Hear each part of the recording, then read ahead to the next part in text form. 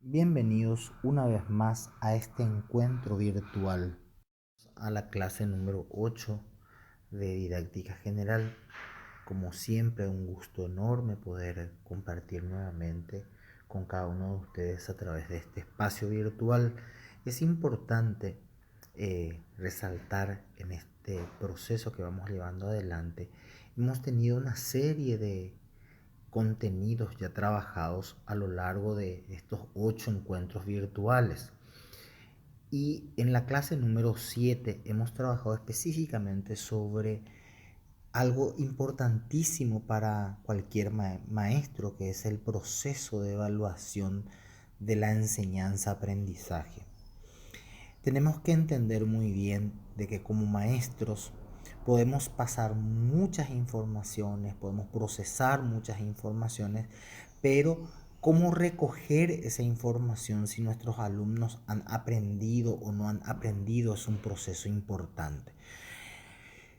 Por eso esta clase, que vamos a seguir hablando del proceso de evaluación de enseñanza-aprendizaje, en su segunda parte vamos a trabajar algunos conceptos importantes.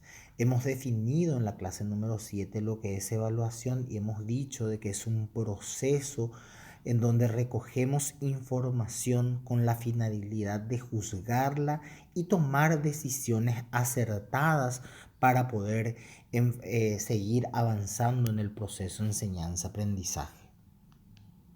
La evaluación, como hemos dicho en la clase anterior, podemos clasificarlo de la siguiente manera. Según la finalidad que uno pretende evaluar, uno puede evaluar en forma diagnóstica, formativa y sumativa, que más adelante voy a ir explicando.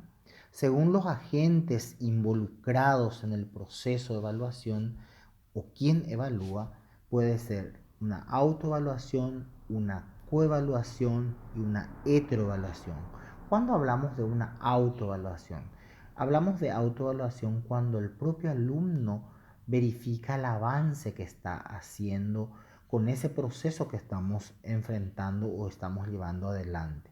La coevaluación es cuando entre pares se evalúan entre sí. Y la heteroevaluación es cuando yo como maestro evalúo el desempeño de mis alumnos.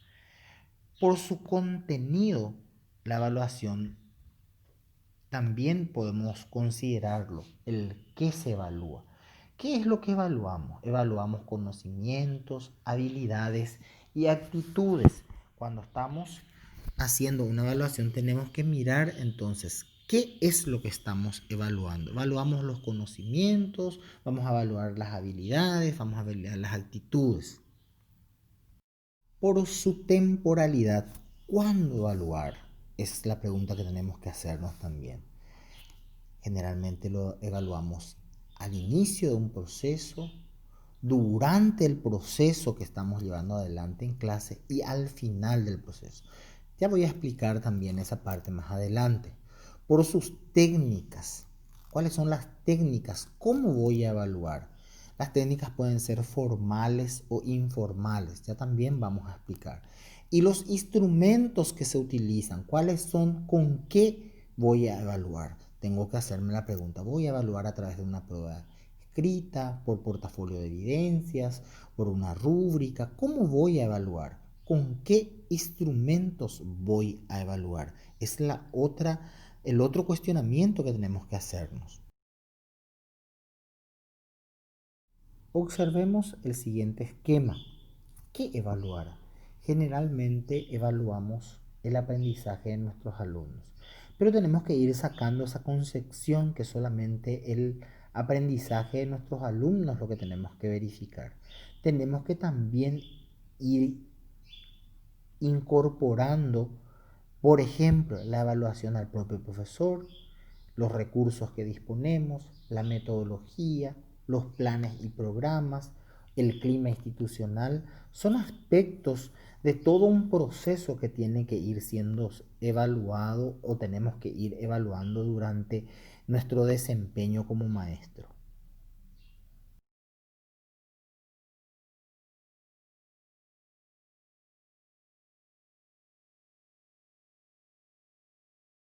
Vamos a la siguiente pregunta. ¿Cuándo evaluar?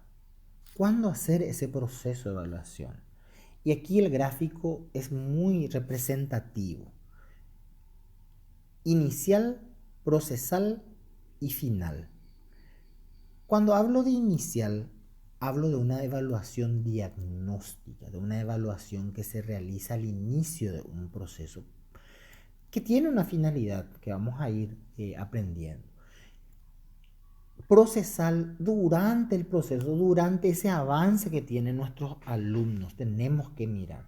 Y al final de nuestro proceso, si realmente logramos el objetivo. ¿Y por qué esa flechita apunta nuevamente hacia abajo?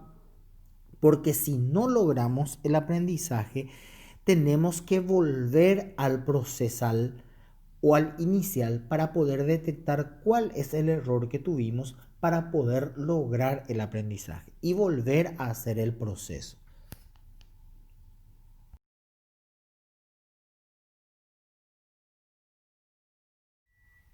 Bien, ¿para qué evaluar? Es la siguiente y tiene relación con el proceso inicial de cualquier actividad pedagógica, la evaluación diagnóstica.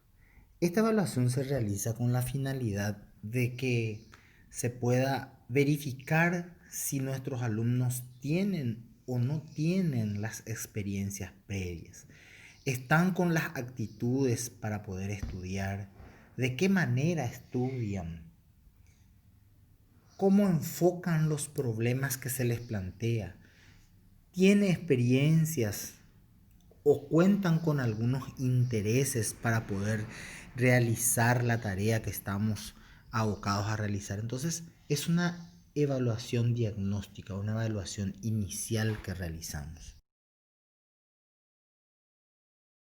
La evaluación que realizamos durante el proceso o procesal, como habíamos dicho a sus inicios, es la evaluación formativa.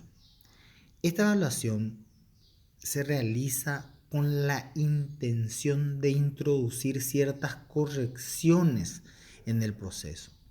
Sirve para reforzar algunos aspectos relevantes de la información, cómo están aprendiendo o cómo están progresando nuestros alumnos.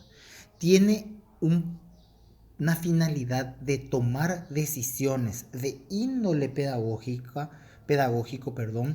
para ver si realmente nuestros alumnos aprendieron, entonces avanzamos. Si no aprendieron, retrocedemos el proceso y volvemos a verificarlo. La evaluación que tiene un carácter sumativo son aquellas evaluaciones que determinan los niveles de rendimiento. Se proyecta siempre sobre los resultados y juzga si se han logrado o no las competencias. Pueden tener dos funciones. Una, y que todos conocemos, que es la de calificar, y el otro es la de determinar cuáles son los logros de aprendizaje que se han tenido. La evaluación también tiene algunas patologías generales y vamos a tratar de interpretarlos acabadamente. Vamos a fijarnos en la siguiente imagen. Dice, me saqué un 7. ¿En qué te equivocaste? ¿Qué importa? Ya zafé. Nuestros alumnos siempre piensan que la evaluación tiene finalidad solamente para calificar. Y la concepción que el maestro también tiene es eso. Se evalúa solamente para cuantificar o simplemente para calificar. Y eso es una patología, porque tenemos que saber que la evaluación no es simplemente calificar a nuestros alumnos. Vámonos en la siguiente imagen. Empiezan los exámenes, ya tenemos que estudiar. Hola, ¿qué le pasa a todos? Que dentro de una semana empiezan los exámenes, dice Mafalda. Entonces, ¿qué es lo que pasa? Nuestros alumnos solamente se dedican en ese proceso de examen, durante los exámenes. y no se realiza una autoevaluación. No miro como este chico que está en el espejo, ver qué es lo que yo ya he aprendido, qué es lo que yo sé, sino que simplemente me preocupo en estudiar para los exámenes, simplemente. Entonces esa es una otra patología. Ándale, profe, haz el examen para que no digan que es un burro. No quiero, no quiero, no quiero. Estamos tan acostumbrados solamente a evaluar al alumno y nosotros como maestros también tenemos que someternos a procesos de evaluación. Entonces, una patología es la que simplemente evaluamos a los alumnos y no nos evaluamos nosotros como maestros. El diseño curricular de nuestro sistema educativo se basa en logro de competencias. Entonces, tenemos que recordar un poco lo que son las competencias y cómo evaluar esas competencias. La definición que habíamos trabajado ya en clases anteriores habla de que las competencias son acciones integrales para identificar y resolver problemas del contexto en distintos escenarios, integrando el saber ser, que son las actitudes y los valores, el saber conocer, que son los conceptos y las teorías, y el saber hacer, que son las habilidades y los procedimientos y las técnicas. Por lo tanto, las competencias son la suma de actitudes y valores, habilidades y destrezas, la suma de conocimientos y capacidades intelectuales.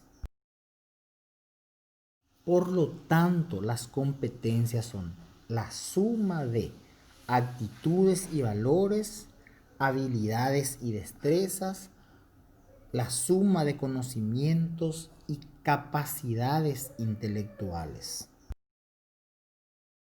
Para ello les pongo en este material las técnicas de evaluación que son sumamente interesantes y se clasifican en tres grupos: las técnicas informales, las técnicas semiformales y las técnicas formales.